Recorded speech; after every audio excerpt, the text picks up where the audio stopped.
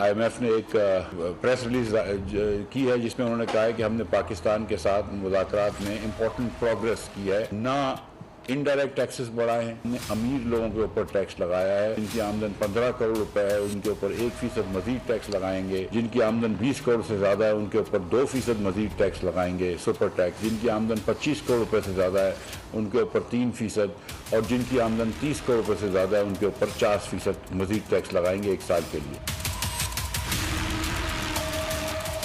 ہم نے کوئی ایسا ٹیکس نہیں لگایا جو ہم نے اور لوگوں کے اوپر لگایا تو اپنے اوپر نہیں لگایا۔ وزیر اعظم کے بھی ٹیکس بڑھ جائے گا اور میری کمپنی کا بھی کم از کم 20-25 کروڑ روپے سے ٹیکس بڑھ جائے گا۔ 4 سال عمران خان کی حکومت رہی ہے، آپ یہ دیکھیں کہ کتنا ڈیفیسٹ بڑھ گیا۔ اصل خود مختاری تو جب ہوگی جب بجٹ خسارے یہاں پہ ختم ہوں گے۔ ہمیں آ کے بھاشن دیتے ہیں تو بھائی آپ پاکستان کو دیوالیے کی نیش پہ چھوڑ کے گئے تھے۔ جب آپ یہ کہتے ہیں کہ لوگوں کو نیوٹرل نہیں ہونا چاہیے تو بھائی آپ کو بھی تو پرو پاکستان ہونا چاہیے تھا نا۔